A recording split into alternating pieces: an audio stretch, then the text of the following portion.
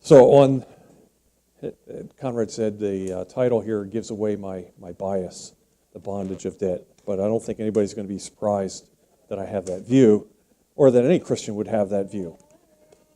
We want to start with this verse from Psalm 139. Where can I go from your spirit, or where can I flee from your presence? If I ascend to heaven, you're there. If I make my bed in Sheol, behold, you're there.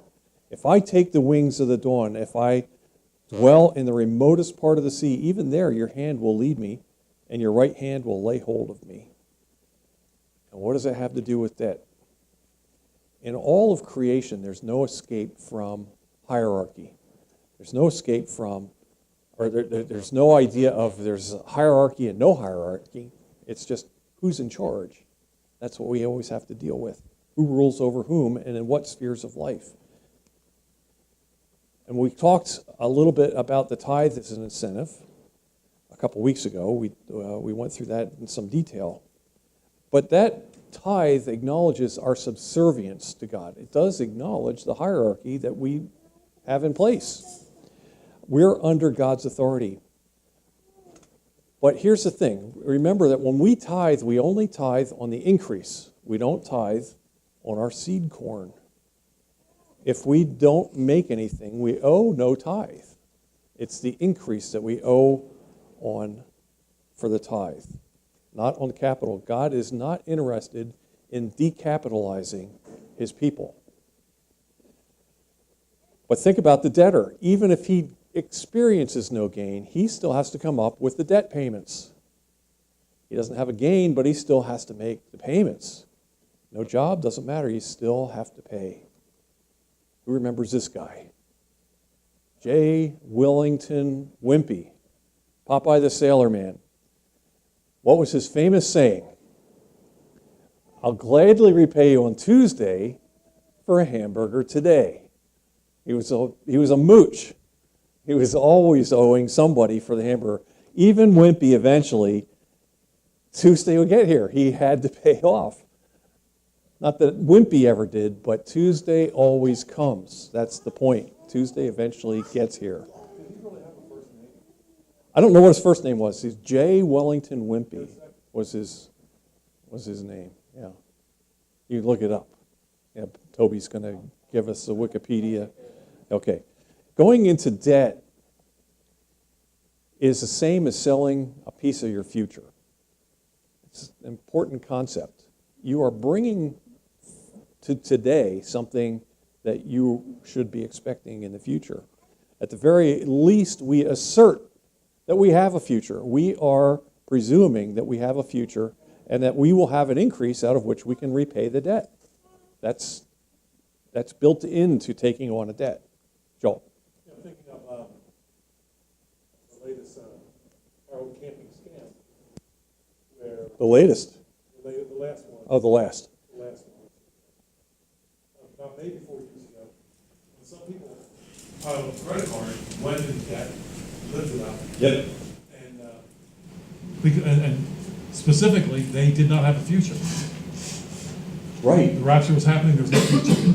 So they went into debt. Why not? And running up a credit card debt that you have no intention of repaying is immoral anyway. So much for the Christianity of those people who think that, oh, I'm just going to be raptured out of here. I mean, that's a whole nother discussion besides. But yeah. But with no future, and we're going to get to this, with no future orientation, debts don't matter. That's important. James, we're all familiar with this. Come now, you who say today or tomorrow we'll go to such and such a city and spend a year there and engage in business and make a profit. Yet you do not know that your life will be like tomorrow. You are just a vapor that appears for a little while and then vanishes away. Instead, you ought to say, if the Lord wills, we will live and also do this or that. But as it is, you boast in your arrogance, and all such boasting is evil. James is saying it's arrogant and evil to presume on the future. We don't necessarily have a future. Debts presume, if we take on debt, we're presuming that we have a future. And when we borrow, we place ourselves under a master. When we borrow, we place ourselves under a master. That's an important idea. Get it into our heads. And how does God feel about that? We're putting somebody between us and God. We are. We have a rival master. Does the Bible have anything to say about that? Yeah, it does. Plenty. Now, the Old Testament allowed a debtor and his family to be sold as temporary slaves in repayment of a debt. We see that in Leviticus. Of course, for Israelites, the term of that slavery was limited to 7 years, to the sabbatical year. For those of you who have Steve Halbrook's book, God is Just, it's a thick book, but it's got big print. But I would encourage you to read it because he's broken it down into 3 sections, and one of those sections is about biblical slavery. It's a very interesting read about how God's law applies to slavery. And the Old Testament allowed it, and it wasn't necessarily wrong. You went into slavery, you sold yourself into slavery for your debts, to repay your debts. Now, at the same time, charitable loans to the deserving poor were allowed. Not only allowed, but they were encouraged. Like slavery, those loans were forgiven in the sabbatical year, but they were encouraged by God. So there is a biblical debt that we do see. He even warned in his word against avoiding such loans because the sabbatical year was near. This is another example. We talked about incentives a few weeks back. That's an incentive. That's actually a disincentive. God would punish. And here's that verse. Beware that there is no base thought in your heart saying, the 7th year, the year of remission is near, and your eye is hostile toward your poor brother, and you give him nothing. Then he may cry to the Lord against you, it will be a sin in you. You shall generously give to him. Your heart shall not be grieved when you give to him, because for this thing the Lord your God will bless you in all your work and all your undertakings. So, loans to the poor were encouraged to help your poor brethren out of their situations. Now, you didn't give it for consumption. You gave it to get them out of situations. Maybe there was a sickness, or maybe there was an unemployment or some such thing. But those kinds of loans were encouraged. And we'll get to this in a moment. That's where usury comes in. And that's what we're going to talk about right now. The idea of usury. All interest on debt is not usury. There's a big confusion about that in Christian circles. All interest is not usury. Usury is only the interest charged on charitable loans to needy brethren. In the Middle Ages, the church interpreted that as being against all interest, that usury was all interest, even on commercial loans. But the prohibition was always against oppressing poor fellow believers. So if you do a careful study on usury, you'll find that usury is only it's what you don't charge on your loans to the poor, the needy poor, the deserving poor, not commercial interest. Instead of collecting usury, those of means were supposed to rely on God for interest. That God would give them an increase. He said that in those verses. So God will bless you in all your work and your undertakings if you loan to the poor. Yes? Think about that loan to the poor thing. And, if a person was poor, not because they went to Las Vegas. Ruth and Naomi. Yeah, there was a famine in the land. It was a famine. Yeah. So you lend to that person, and as a result, they become productive. You really have a benefit in yourself, because the more productive people you have around you, the better off you are. Everybody is. Everybody's better off. So if you were used to make that person better, you bless them, and that person in turn, as they recover, will bless everyone else. Are you not taking dominion? Absolutely. I've actually never really thought of it. I'm just thinking of it right now. Yeah. The benefit and the blessing will go on. It's not just about getting. That's right. And their children. Yep. And maybe they become successful enough that they can lend to the poor as well. Maybe their grandchildren will lend to your grandchildren. Maybe, because you don't know. Getting back to the James verse, We don't know. We are just a vapor. We don't know what our circumstances might be. There could be illness, there could be famine, there's all kinds of stuff that could happen. So usury was only against the needy poor. So instead of collecting usury, those of means were to rely on God. God's going to give them their interest. If usury was exacted, the needy could legitimately cry out to the Lord, and the Lord would count it as a sin against those who don't lend. Now, there's an interesting twist if we look at it this way. The interest on the loan is a charity. It's a charitable loan, a demonstration of open hand, open heart, and God promises to step in and provide the increase. It's a reminder of the need that we all have of forgiveness of debt. Even those of means need that forgiveness of debt. Instead of relying on our wealth, we need to rely on the Lord always. So it's being able to lend to the poor reminds us that we have this own debt that we owe. Individually, we can't pay the interest or the principal on the debt that we owe. 1 Corinthians 6:20 said we're bought with a price. And if we refuse charity to the deserving poor when we have the means, in some respect, we're denying our own need for mercy. And we're not conforming to Christ. And denying that God is in that position of authority over us, and that we don't have faith. Remember when we talked about incentives? We have faith in who can do what they say they're going to do. God says he's going to punish. God says he's going to reward. If we don't act on that faith, on those incentives, do we really have faith? We don't have the faith if we don't believe that he can provide the incentives. Alex, quick question. I was just looked up the parable of the talents, and it says, at least in the King James, "Thou oughtest therefore to have put my money to the exchangers, then at my coming I should have received mine own with usury." Right. That's not a charitable loan. And no, that's not. I didn't look that up. I think it's an unfortunate interpretation of the term. I think it's a holdover there because Calvin went into this extensively, and we'll talk about Calvin at the end, although we'll never get to the end today. We'll probably be part 2 on the debt. But I think that that's just an unfortunate part of that. That the usury is truly limited. I mean, I've looked at that from several sources. Calvin, North deals with it extensively in his commentaries as well.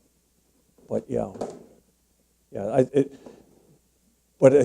think that interpretation or that translation at that time is, you're coming out of the Middle Ages when you had the Catholic Church claiming that all interest was usury, and I think that there were some biases that come into play there. But I will check that. I want to make a note of that. Joel? Yeah, New King James says with interest, but I think if anything, you have Christ there.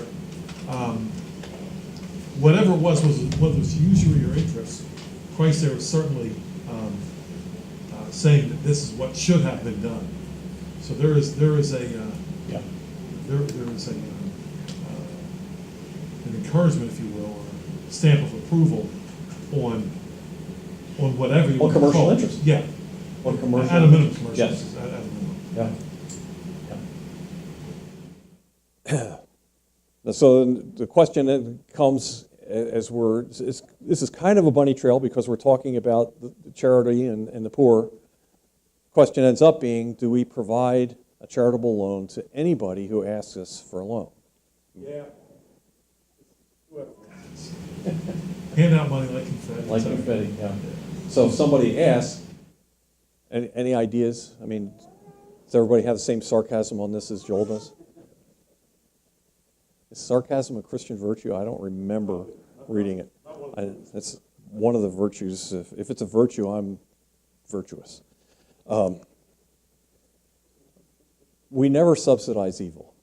There's the principle, I think, when you get asked for a handout on the street or if you get asked for a charitable loan. You don't subsidize evil. Lending to anybody who asks, I think, is out of the question. We must exercise judgment about the conditions. Remember what I used a term earlier today called the deserving poor. That deserving poor, that idea of somebody's deserving means that you're exercising some judgment. You have to decide, is this person going to use this money for a reasonable purpose? Is his condition owing to loose living, lawless waste? We are God's stewards. God is not in the business of rewarding evil, and we shouldn't either, especially if we're doing it in his name. I mean, now we're committing blasphemy as well. So I think that that's the principle that we have to, it's saying, and we've talked about this before, as Christians, our New Testament Christianity imposes on us a lot more responsibility than we think about, because we have to judge all the time. We have to be thinking all the time about the conditions around us and apply what we know from the Bible to our conditions. There are no set rules. Yes, there are rules, but they're not set. We have a great deal of Christian liberty, and we're expected to exercise judgment, just as we're talking about here. Now, we say we're stewards. We're stewards of what God gives us. Let's talk about the unjust steward. This is the parable of the unjust steward from Matthew 18. And here's a piece of that. The kingdom of heaven may be compared to a king who wished to settle accounts with his slaves. When he had begun to settle them, one who owed him 10,000 talents was brought to him. 10,000 talents is an unpayable debt. I mean, it's like $1 billion. Nobody's going to be able to pay it. There's a saying in business today that, if you owe $100,000 to the bank and you can't pay it, boy, are you in trouble. But if you owe $100 million to the bank, boy, is the bank in trouble, right? And that's kind of where this guy was. He owed more than he could possibly ever repay, just like we do as sinners in the hands of a wrathful God. We owe more. He owed more than he could pay. But since he did not have the means to repay, his Lord commanded him to be sold, along with his wife and children, all that he had, and repayment to be made. So the slave fell to the ground, prostrated himself before him, saying, "Have patience with me, and I will repay you everything." Not possible.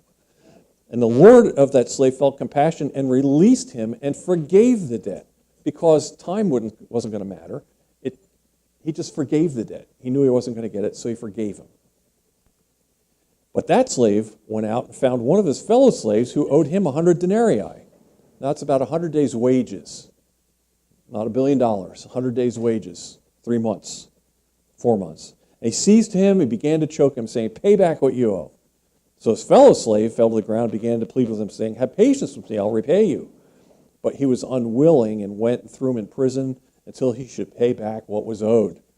He was unjust, the unjust steward. If God is sovereign in all things, he's sovereign in those debts. In this situation, the master was actually extending a loan to both the slaves, to both the servants, directly to the unforgiving servant, the unjust steward, but through that unjust steward to the lesser slave. The unjust steward was a middleman. The money he lent to the slave wasn't his. So you see, we have the master who loaned the money. Originally, we have the unjust steward who borrowed it, couldn't repay it, and was forgiven. And now we've got somebody that he loaned money to, and he was unwilling to forgive that debt. But when the master had forgiven this debt, he forgave this debt as well. When the king forgave the unpayable debt, he was implicitly forgiving the lesser debt. By demanding repayment from the slave, the unjust steward was claiming ownership of the assets of the king. So when he's choking that guy, saying, "No, you owe me the 100 denarii," what he's trying to do is collect the king's money for himself. He's trying to profit from the king's mercy. He refused to acknowledge the economics of forgiveness. Forgive as you've been forgiven. Isn't that what we say in the Lord's Prayer? We know from the remainder of the parable that the king was unwilling for that to happen. God reinstated the debt. Remember, of the unjust steward, he went and got him, put his butt in jail. We can't claim autonomy just because our debt has been forgiven. And that's a lesson for all of us as Christians, not just an economics lesson, that's a moral lesson. But we are not autonomous. We can't claim that. When the king reinstates the debt to the unjust steward, guess what? He did not release the lesser debt. So the slave who owned the 100 denarii still owed it. Because if the king had forgiven that, he would be being unjust to the unjust steward. Because now he's forgiving a debt that guy could collect in order to repay the master, right? So he would be stealing from the guy he's punishing. That wouldn't be right either. Now there's an important lesson here. By indebting himself to the unjust steward, the poor man had brought the king's judgment on his own head. It's a tough lesson. Something we need to think about when we are going into debt. Covenant keepers do well to avoid becoming indebted to covenant breakers. When we borrow money from Wells Fargo or, Simon Legree who lives down the street, we are indebting ourselves to covenant breakers, and that can be a problem for us. Deuteronomy 28, 43, and 44. Now, this is given in Deuteronomy 28, as you all know. This is the blessings and curses that Moses is giving the people of Israel. The alien who is among you shall rise above you higher and higher, but you will go down lower and lower. He shall lend to you, but you shall not lend to him. He shall be the head, and you will be the tail. This is given in the context of the curses that Israel will face if they abandon the laws of God. It's talking about lending. You will lend to him, or you will not lend to him, and he'll be the head and you'll be the tail. Previously, and we'll see that, it was the other way around when I'm talking about the blessings. Eventually, God does collect from the covenant breakers, and everybody who's dependent and obligated to them feels the pain. So when you're under the mastery, when you're under the dominion of a covenant breaker because of debts, you're going to feel the pain. You could feel the pain. Not necessarily, but we need to keep those things in mind. Right before the passage we just read, Deuteronomy 28:12 said, the Lord would open his good storehouse, give you rain to your land in seasons, bless all the work of your hand. You shall lend to the many nations, but you shall not borrow. The implication being that you would be the head, Israel, and not the tail. And they'll be the tail. This head hierarchy, master-slave relationship we see this in debt. It's an important part of it, and when we think about that, we need to think about how that's working, and how we are submitting ourselves, or how we are taking dominion. The Israelites could lend to the nations, but not borrow. I just kind of sort of discussed that. They would be the head and not the tail. The Israelites would be the head, not the tail. Verse 13 of Deuteronomy 28 says, the Lord will make you the head, not the tail, and you only will be above, you will not be underneath, if you listen to the commandments of the Lord your God, which I charge you today. Observe them carefully. Just the same as we talked about with the unjust steward. The slave he lent money to was really under the dominion of the steward's master. In the case of Old Testament Israel, lending to Gentiles was a way of bringing them under the dominion of God. So if Old Testament Israel had followed God's commandments faithfully for year after year, generation after generation, they would have been in a position to lend to the surrounding nations and bring them under dominion. And that's a good thing. God's people are expected to subdue the whole earth for the glory of God, the whole thing. As long as we remain faithful to God, obey his commands, we'll be in a position to lend to the pagans Now, lending to the nations here is not talking about intergovernmental loans, like the U.S. lending to France or something like that. So that's way outside of this discussion. When we don't obey God, especially in regard to debt, we find ourselves in a situation of verses 43 and 44, where God's enemies are the head and we're the tail. And debt, if you don't learn anything else here today, learn this one. Debt is an instrument of conquest. That's true for nations. It's true for individuals. If you can get people indebted to you, you have conquered them. And something to think about with the debts that the United States has. Are they payable? And the United States has been in debt almost its entire history, almost the entire time. There was a short period under Jackson, Andrew Jackson, and I think there was one other where the United States was not in debt. Other than that, it has been indebted since its inception. Have we been conquered? Yes, we are a conquered people because our nation owes that much money. Joel. Well, I mean, that was the method. I mean, Nebuchadnezzar, he conquers Jerusalem and Judah. He doesn't carry everybody away the first time. He just says, now as a result of my conquering you, you owe me stuff. He left the same king in charge. He just you owe me. The Romans do the same thing, tribute. Paying tribute. Yeah, that was it. Right, we don't call it tribute, we call it interest. And we pay the tribute to the Federal Reserve and bankers, insurance companies. We do. There's a very interesting book called Confessions of an Economic Hitman. I think Perkins is the guy's name. And what he discusses in his book, and this you'll probably be able to find interviews online by this guy. I'll look it up. What he discusses is how his job was for the CIA, really, man, mind myself, was to go into countries and get them indebted.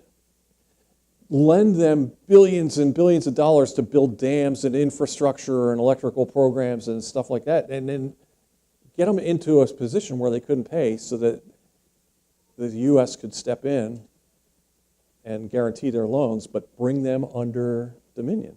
The U.S. was conquering these countries by getting them in debt, and that was his job, was to go in there and sell them on the advantages of this program and that program and get the governments to sign up for debt.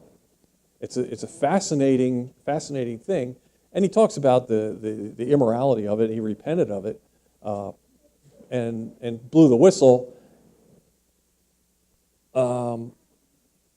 very, very publicly, so that because rather than go to a congressional committee or talk about this, he wrote a book, had the book published, very carefully done so that it was published without anybody really knowing it was coming out, so that if he got killed, the people would understand why.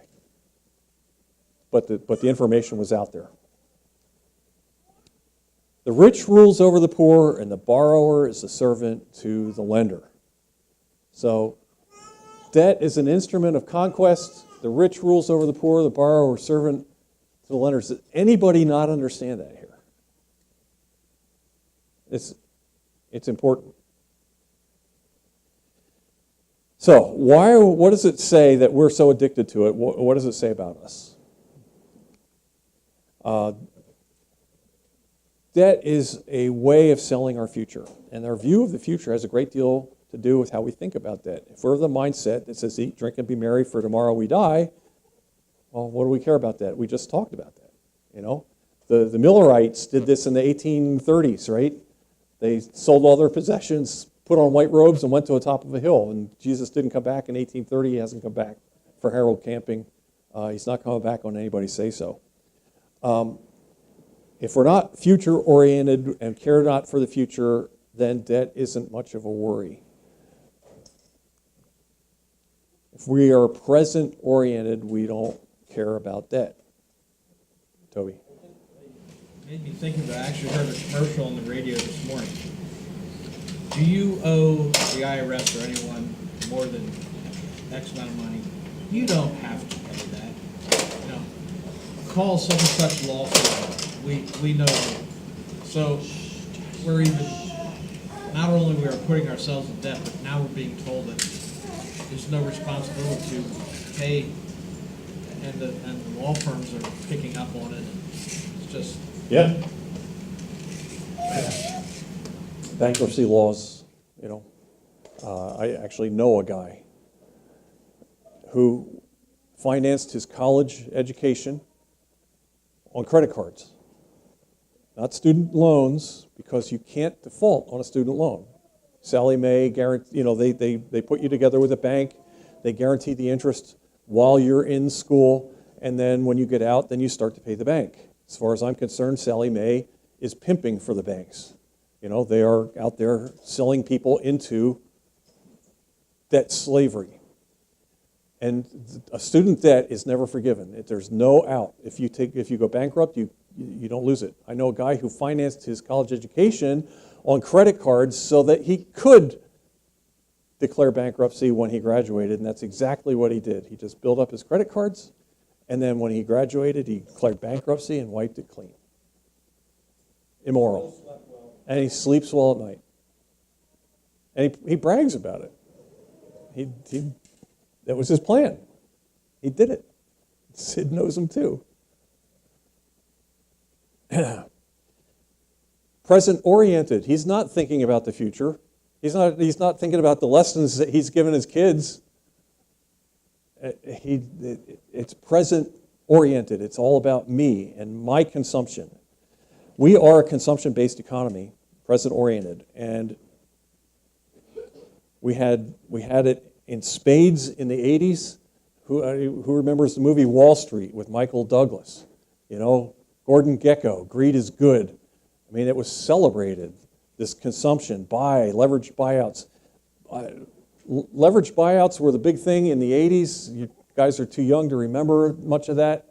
But companies would borrow billions and billions and billions of dollars to buy a publicly traded company and get it delisted. It was then taken off the stock market. And then what they would do is they would break up the pieces of the company and try to sell off the pieces for more than the debt that they borrowed.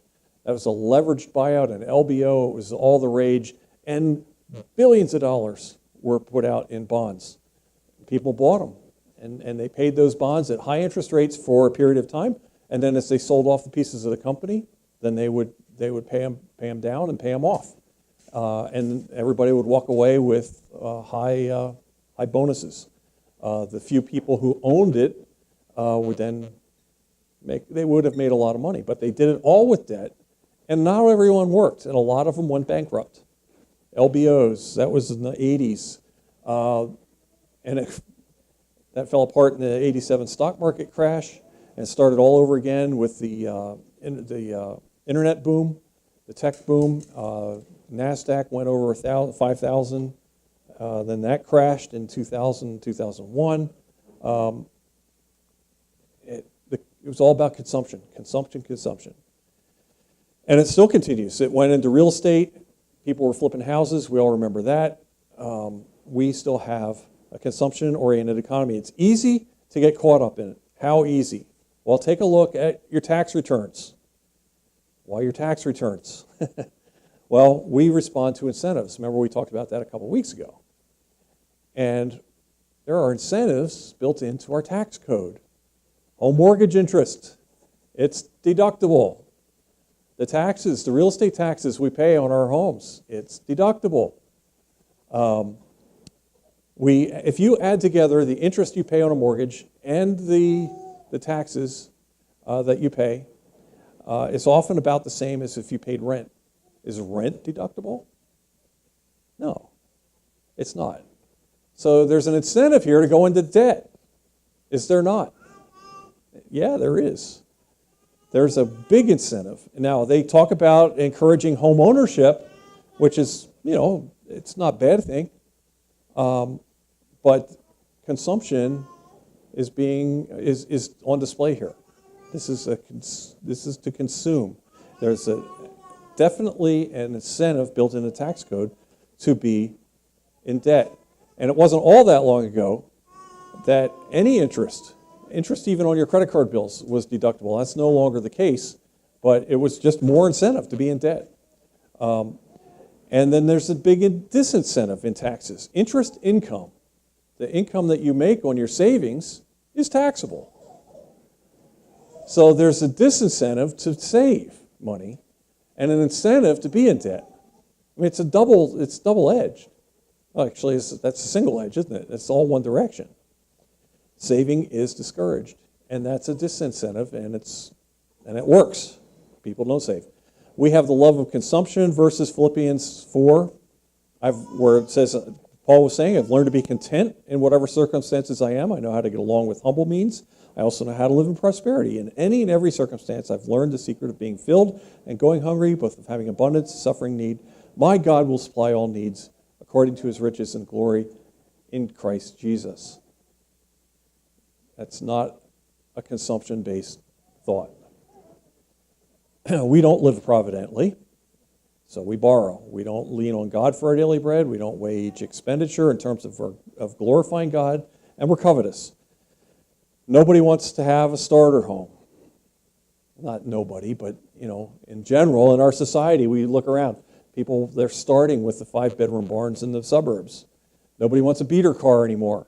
You start with, even the billboards. What do the billboards say? They don't say how much a car costs. They talk about how much a month, right? On a lease or loan. Nobody cares. Nobody even asks. Oh, $97. Good, I'm good to go. 97 what? For how long? Forever?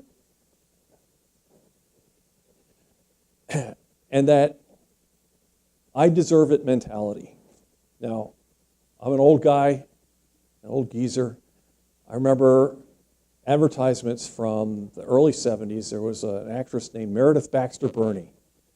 And she was a pretty gal, and now I think she's a lesbian. She's come out, and anyway. But she was all the rage, and she was doing hair coloring commercials for L'Oreal to dye her hair blonde, right? And she was pretty blonde, and yeah, it's expensive, but and then she tosses her hair. I'm worth it. That was it was that I deserve it mentality, and everybody bought into it. And even then, before I was a Christian, it bothered me. It nauseates me. Anyway, we've all allowed that. Me, our parents, our grandparents, we have bought into this debt. Before the Depression, people bought their homes. If they got a mortgage, it was 5 or 6 years. People bought their homes. Well, you can't do that today. Why is that? Because the debt has encouraged the rise in prices. Makes it more affordable. We have not been diligent in our application of biblical standards in elections or about debt. Generation by generation, we've allowed this consumption to creep into our lives. They've gotten incredibly easier, and now we expect it's always going to be that. Well, we just talked about that. The deserve this advertisements, they should make us cringe. We all know what we deserve, but it's usually in conflict with what we want, what we covet. The ads work because they touch what we want. They touch our covetousness. Now, debt allows us to consume now, and that's amply talked about in the Bible. It's just stuff, though. It's not fulfilling our purpose, which is to glorify God, enjoy him forever, and take dominion, by the way.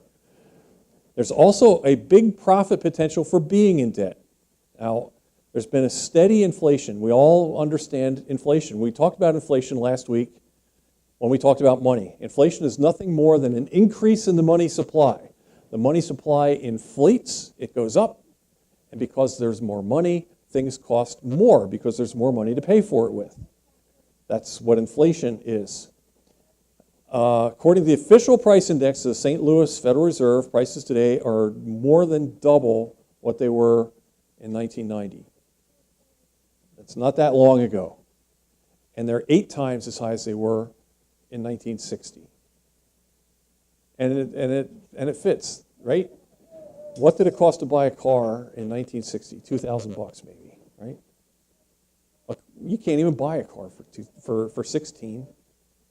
I mean, just about, maybe a used car. And it's amazing how much a little inflation will increase prices over time. And we had a lot of inflation in the late 70s. And here's an example of that. Suppose you took out a 20-year, $50,000 mortgage in 1960. By the time you made your last payment in 1980, the value of that mortgage had been destroyed by inflation. Destroyed. Inflation was running at 12, 13% in the 70s. And I mean, so every year you're paying off this mortgage that's fixed with dollars that are easier to come by. So inflation gives us an incentive to go in debt. You talked about this last week. When Jeremiah asked, what do I do for savings? And you said, well, you go into debt is one way to protect it, because you get the stuff now while it's still less expensive, and you're paying it off in dollars that are worth less over time. That's an incentive that the government is giving us to be in debt. It's another incentive. Now, in 1960, most people didn't understand inflation. When we helped my grandmother move in 1972, we took down a picture, and behind the picture it had just been backed with an old newspaper from 1933. She'd lived there a long time. And there was an article in that newspaper. This is the Reading Eagle Times, whatever it was at that time. And the article was, "Is inflation good?" People didn't know. Certainly the government in 1933 was desperately trying to inflate the money supply because there had been enormous deflation. That's what the Depression was all about, is that the money had disappeared. They were desperately trying to inflate. And here's an article, "Is inflation good?" It was just amazing. By 1960, people still didn't understand it, but by 1980, everybody got it because it was so high. We aren't talking now about 1% and 2% stuff. We're talking about that 12 and 13 and 14% stuff, and that makes a huge difference. That was big. So by 1980, everybody's counting on it, and once it was understood, everybody got on board. If there's going to be inflation, I might as well keep up with it and maybe even profit from it, and it's tempting. There's a great argument to do that right now. You know, the inflation's relatively low, but we're looking at it. We can see it coming. And so there's this temptation to go into debt now, a calculated amount of debt, right? And let inflation destroy the value of the debt that we go into. There's a guy that I read, and his name's Daniel Ammerman. He's on the internet. And his very interesting approach to how he recommends to make investments. It talks a little bit to your question from last week, Jeremiah. How do I save? How do I invest in order to keep up with inflation? And his answers always have to do with, don't think about what's prudent. Think about how the government is going to react to the next crisis. Think about, it's kind of like Saul Alinsky. It's not, the action isn't in the action, it's in the reaction. How's the government going to react to the next crisis? Anticipate that and then invest accordingly. And he's saying the government only has one gun in their arsenal, and it's inflation. And it's always inflation, it'll always be inflation. We're going to inflate our way out of it. This started with Alan Greenspan in 1987 with the mini crash of the stock market. He just flooded the market with liquidity. And then he did the same thing in 2000 when the market crashed again from the tech bubble. He just inflated. The Federal Reserve did it again the same way in 2007 and 8 and 9 with quantitative easing. They're still doing it. They're just now starting to think about extracting some of that liquidity. But understand that inflation, as we talked about last week when we talked about money, inflation is a fraud. It's stealing. And if we are participating in that, we are participating in the immorality. That's something to keep in mind. This is just an example about if we go into debt now, how the inflation works, you don't profit from the inflated prices, you profit from cheating your bank out of the money, the value of the money that you're repaying. The profit isn't in the property, the profit's in defrauding your bank. That's what's going on. It's tempting. You can say, I didn't do anything illegal, and you can say that truthfully. It was legal. I paid my mortgage just as I said I would, but it wasn't illegal to gas the Jews during World War II. If you hedge yourself against inflation, protect yourself against inflation without using debt, in effect, you're doing the same thing. Because if your assets stay protected and other people and everybody else's assets go down, the wealth transferred to you. Like, Yeah, but you didn't defraud anybody to do it. nobody in particular, maybe. Or, Well, who would you be defrauding? If you bought a piece of farmland or something like that, but you bought it, or you invested it in silver and gold, you're not defrauding anybody. You're not stealing from anybody. I mean, I guess I would argue the same thing with the banks. You're paying them back, they have access to the same information. You made the agreement, so you're, in one sense, you're not really defrauding them. They maybe are making a poor decision. Maybe they are. That's, Maybe you're just being, well, right, and maybe we are. And those are things that we have to wrestle with. All I'm saying is that by knowingly participating in it, we know what we're doing. If they know what they're doing, they're big boys, like you're saying. They're big boys. If they have access to more information than we have. And it may very well be that they entice us to go into debt now because it's obvious that inflation's coming, right? And maybe the obvious part to the bank is that it's not. they're just gonna get more money from the government. Yeah, that's right, because they get bailed out no matter what they do. So that's a whole nother lesson on government, not economics. Yeah. I'm just pointing out the implications of what we do as we get into debt. And I'm not saying all debt's bad. We're going to, maybe we'll get to this. No. This idea of profiting from the debt dovetails into the discussion we had about the inflation. It's in the best interest of the government to tax by means of inflation. Remember we talked about that? Prince John actually had to go out and poke out the eyes of the populace to collect the money for Richard the Lionhearted. It'd be a lot easier to steal it from the populace through inflation, that is a fraud. That is because people don't understand the inflation. But the inflation and the debt, they always go hand in hand, Joel.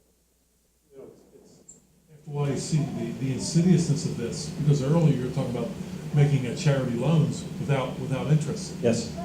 But with inflation, a charity loan in a non-inflationary society doesn't hurt you. You have the money. If you get paid back. Yeah, you're getting paid back. You're not really hurt by it.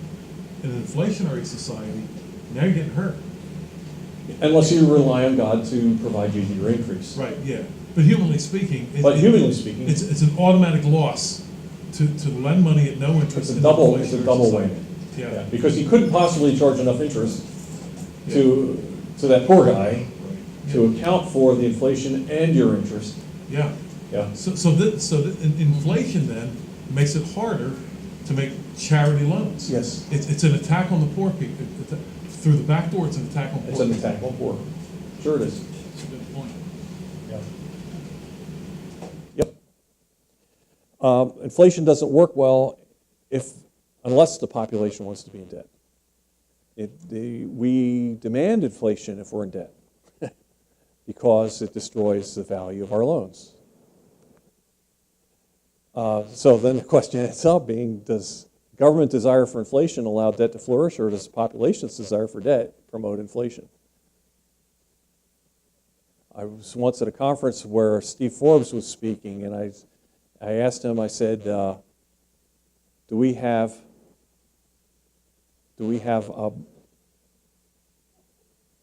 bad government, bad laws, bad money laws specifically, because the people want them, or is it the government? And he said to me, the The law is a wonderful teacher. So his answer would be that the government promotes a bad understanding of the law in the populace as opposed to the populace demanding bad laws. I'm not so sure. But anyway, the debate goes on. I argue that it's the people. Because the government isn't an entity. The government's people too. And so why do we have the government that we have? We have the government we have because of the people. That's just the way it works. If the people here wanted something different, we would have something different. The high debt levels create a political constituency to gain control of the money supply. The natural hierarchy of the lender being the master over the borrower gets turned around. If money can be politically controlled and inflated, the borrower can be in control. And what we have here is a way to try to flip the natural hierarchy that's talked about in the Bible by putting us in control of the money and being able to defraud the creditor. Remember we talked about that if you owe the bank $100 billion, they're the ones in trouble. And in a sense, that's kind of what we're doing. Can I ask you questions backtracking? Yeah. You had said earlier about usury is for your poor. So would you say it's okay to lend money at interest to a Christian who is As a commercial loan? Yes. Yeah, I would say that. We'll actually get to this towards the end. For some reason, I was thinking that was wrong. Maybe that was just for that usury. I think it's just the usury. Yeah. We're at 12, and I'm going to quit because I have a lot more slides to go through. But to not leave anybody in suspense, I am not going to conclude here at the end that debt is immoral, that all debt is immoral. There are going to be some principles that we'll lay out, but it's, it can be done. And as a matter of fact, the Bible actually recommends it to take dominion. You be the lender. And how we interact with brethren and how we interact with the pagan is going to be a little bit different as well. But that's for another lesson. So I could go on for another half an hour or 40 minutes here yet. We just don't have time.